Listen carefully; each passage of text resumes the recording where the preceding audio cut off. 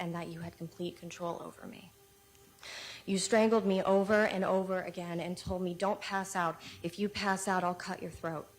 All that time, all I could think about was my son and that I would never see him again. In fact, you promised me that I would never see him again and that I would never make it out of this alive. You held me under the constant threat of death by holding a knife to my throat. What happened to me over the course of those 4 days has changed me forever, not only mentally, but physically. Because of you, I have a traumatic brain injury that I will forever suffer the effects of. Because the video begins with a chilling victim impact statement. The survivor describes how she was strangled repeatedly, threatened with death, and told she would never see her son again. Every word shows real terror. This wasn't a moment of anger. This was 4 days of torture.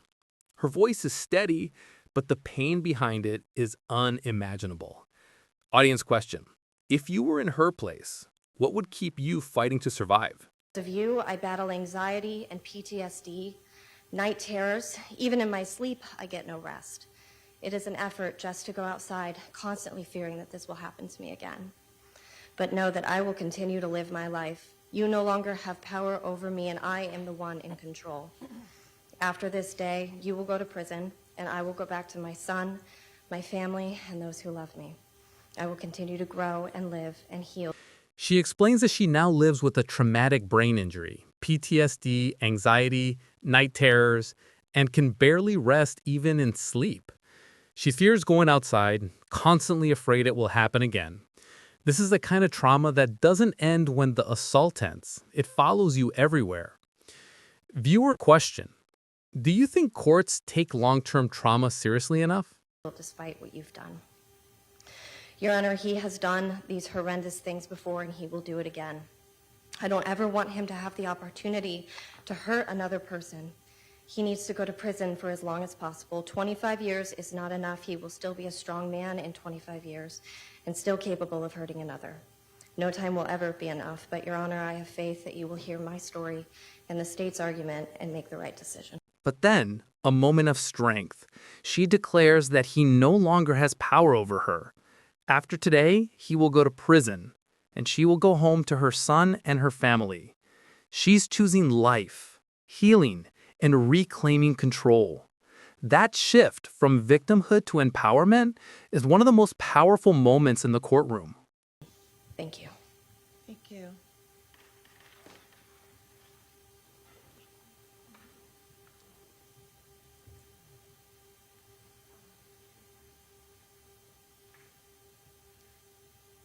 Your Honor, at this time, I believe Floyd's mom is going to take the stand. Okay.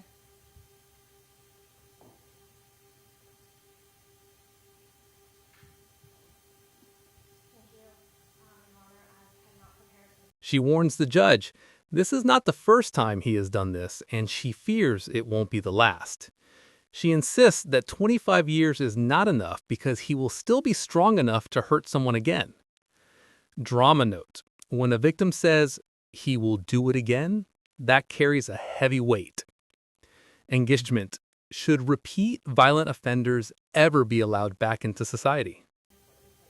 Okay, so we're going to need you to state your, first of all, make sure that that light is blue there.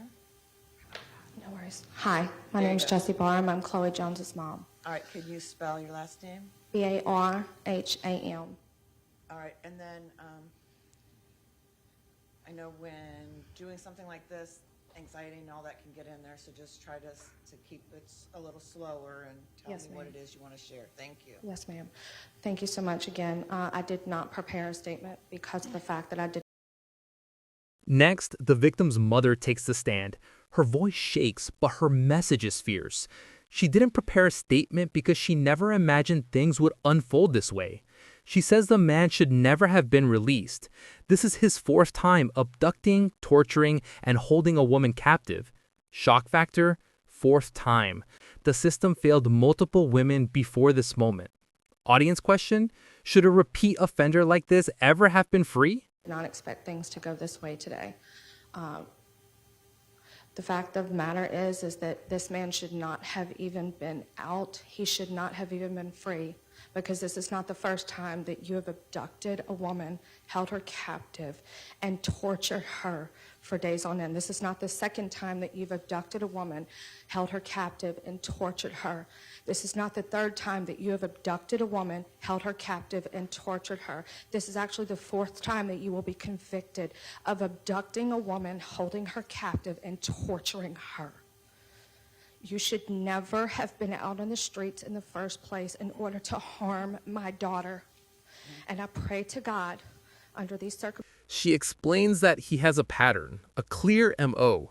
He kidnapped another woman just 2 months after being released from prison. Every detail paints a picture of a predator who thrives on harming women and feels no fear of consequences. Emotional punch. His freedom directly led to her daughter becoming his next victim. Viewer thought, do you blame the system for what happened next? Circumstances that, Your Honor, you hear my daughter's story and know his story, because it's not it's not if he will offend again, it's when he will offend again. And when in 25 years, he will be still a strong man, and probably stronger because they lift weights on those in those freaking jailhouses, and he will be a danger to society.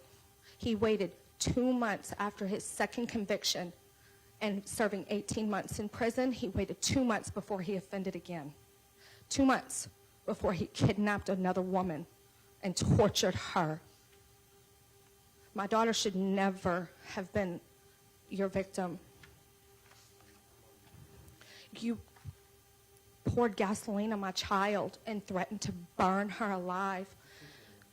You beat her over the head with a Then comes the horror. The mother reveals that he poured gasoline on her daughter and threatened to burn her alive. He beat her with a baseball bat. He hit her so many times, she now has partial paralysis on her face, blood in her ears, and had to stay in the ICU with the brain bleed. This is not just violence. It is torture of the worst kind. How can someone capable of this ever be trusted in society again? Baseball bat. You beat her from head to toe for days.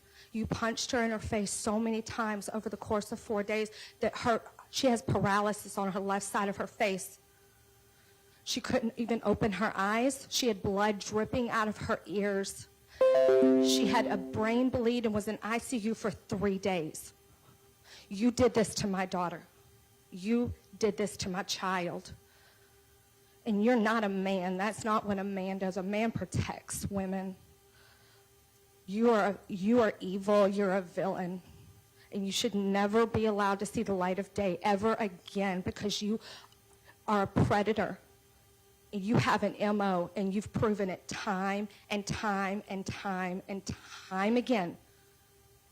This will be your... She calls him what he is, a predator, a villain, someone who should never see daylight again. She repeats it, fourth conviction for the same brutal offense. The repetition shows the frustration of a mother who knows the system has failed again and again. Her anger isn't rage, it's pain mixed with truth. Audience prompt: should certain crimes automatically carry life sentences? Fourth conviction for the exact same offense. Oh, I'll say it again. Fourth time. Fourth time. Your Honor, my daughter is never going to be the same. She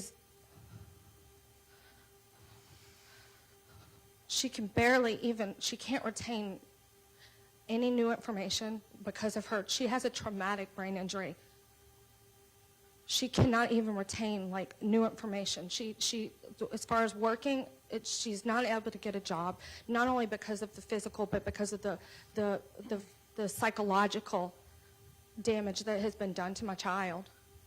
She's going to suffer probably way longer than him, which is not fair. This wasn't a domestic violence sort of thing. This was not a back and forth. This was my daughter 100% of the time. She explains how her daughter will never be the same, mentally, physically, emotionally. She can't work, can't remember new information, and battles psychological trauma every day. Meanwhile, he will heal, get stronger, and possibly hurt someone else again. This is where the courtroom feels the weight of justice versus punishment. Viewer question: do you think sentences should consider the victim's lifetime suffering? I'm absolutely victimized and submissive to him, terrified for her life, as he promised that she was never going to get out of there. He promised her that she was going to die at his hands. He should be getting attempted murder charges with as many times as he strangled her and dared her to pass out because he was going to cut her throat if she did. He broke her arm and her finger just because she was trying to defend herself from a baseball bat to her head. Facial fractures. Yeah, you did. We got the medical records. Your Honor, all I ask is that you do what all the other courts and all the other judges before you did not do. Protect every single woman that he could get his hands on eventually. Your Honor, you have the power and you are within the law to put him away until he is no longer a danger to anyone, until he is feeble, until he is wetting his diapers.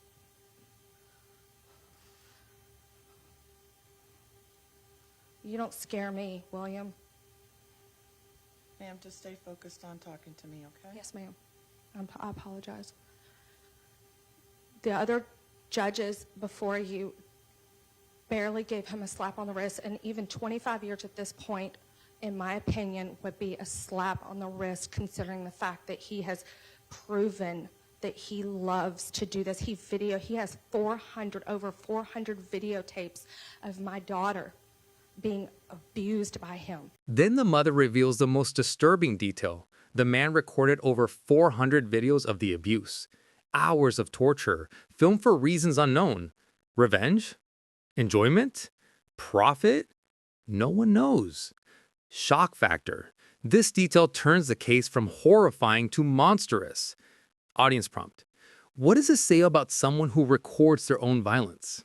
He videotaped it because he's that sick. I don't know if he was going to sell her or sell the videos for some smut stuff online. I don't know, but I do know that anyone who takes 400 plus videos of my child getting assaulted violently,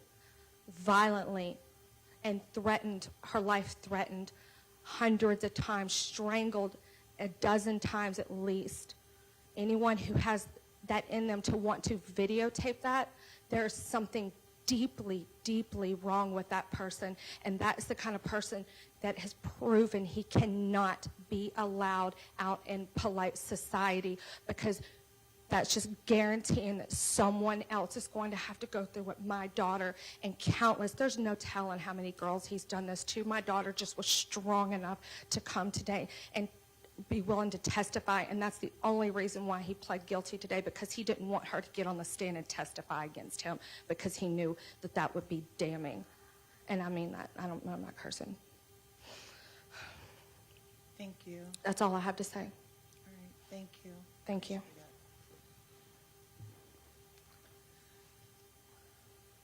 Prosecutor Mitchell. Thank you, Your Honor. Professional case summary. This case involves repeated kidnapping, torture, strangulation, and life-threatening violence against multiple women. The victims suffered permanent injuries, including a traumatic brain injury and facial paralysis. Evidence includes 400-plus video recordings of the abuse. The defendant is a 4-time repeat offender, each time escalating in brutality. The emotional statements from the victim and her mother highlight both the deep trauma inflicted and the failures of the justice system that allowed him to walk free multiple times. This hearing is more than sentencing. It's a plea for protection for all future potential victims. Call to action. If cases like this shake you to your core, make sure to like, share, and subscribe for more real courtroom coverage. Tell us in the comments. Do you believe this offender should ever breathe free air again? What sentence do you think fits this level of cruelty?